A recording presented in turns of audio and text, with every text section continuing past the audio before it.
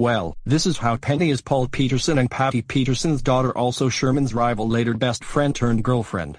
It can be strange, but it's true. Penny first appears in the background on Sherman's first day of school. She has seen Sherman and Peabody bid each other goodbye. She and some other girl are also seen making fun of Sherman. Well, we don't like people making fun of Sherman. I really don't. In class, Penny answers a question on George Washington correctly, but Sherman answers it better and with bonus answers. This causes Penny to start to despise Sherman a lot because she wants to be smarter and better than everyone else. That's true. Despise means to regard with contempt or scorn. At lunch, Penny humiliates Sherman in front of the whole school. She throws his sandwich, treats him like an animal, calls him a dog, and takes his special dog whistle. Sherman gets so furious at her that he bites her arm. This leads to a physical fight between the two and Peabody to have an unfriendly confrontation with Ms. Grunion, a mean social worker who threatens to reclaim Sherman and blames Peabody for Sherman's behavior. Well, Ms. Grunion was one of my least favorite characters from DreamWorks. I have to despise her. The next night, Peabody invites her and her parents over for supper to make amends for Sherman's behavior at school so Penny's parents won't get Sherman taken away. In Sherman's room, Penny and Sherman refuse to speak to each other and threatens to beat up Sherman if he talks to her. Penny threatens Sherman to tell her how he knows all that stuff about George Washington, which makes Sherman accidentally tell Penny about the Whatback. While traveling, he takes Penny to ancient Egypt and she refuses to go home. Okay, continue. When Peabody and Sherman try to get Penny back, she refuses to go home with them because she is going to be married to King Tut, who she plots to rob when he dies young. When she finds out that she'll be killed when King Tut dies and turned into a mummy, she decides to go home, but the pharaoh refuses to let her go. Now, Peabody and Sherman must get her back. Oh my god, I can't believe that I did this to Penny. Although in the movie, I would do the same thing when my demons didn't follow orders. After Penny is saved, the Whatback runs out of fuel and Peabody has to go to Leonardo da Vinci to get more fuel. She and Sherman run out to play and fly Da Vinci's plane. They have a great time, but Mr. Peabody does not approve.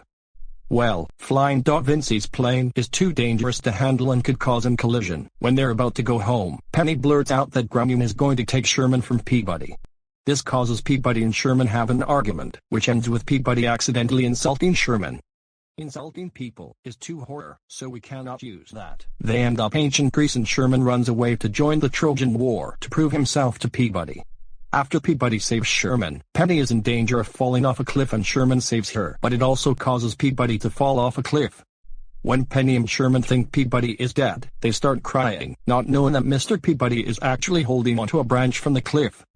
Yes, it's true, and Mr. Peabody actually survives. Sherman decides to go back to when he lost Penny so they can prevent Peabody from going back in time.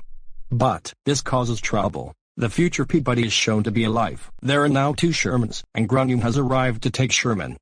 Just as Grunion is about to take Sherman away, Penny admits it's her fault and apologizes to Sherman for being mean to him, but Grunion declines.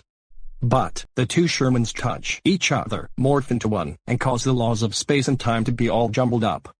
When Grunion is about to take Peabody to animal control for biting her, Sherman and Penny stop her and have Washington, Clinton, and Lincoln to give Peabody a presidential pardon. When the timeline is being messed up even more, Sherman suggests that he and Peabody go to the future and fix everything. Penny puts all her faith in Sherman to save the universe. The universe is saved and Grunion is taken to ancient Greece forever. Well, that was the longest story I'd ever read, but that's not all.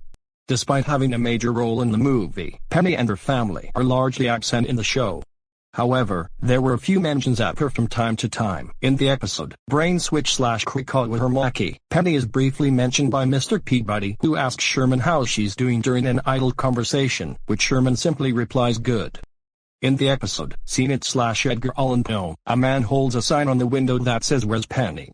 This was probably to poke fun at fans who asked this question. Probably this has to be one of the shortest timeline from the Mr. Peabody and Sherman show I've ever read as well, so I have to agree with them.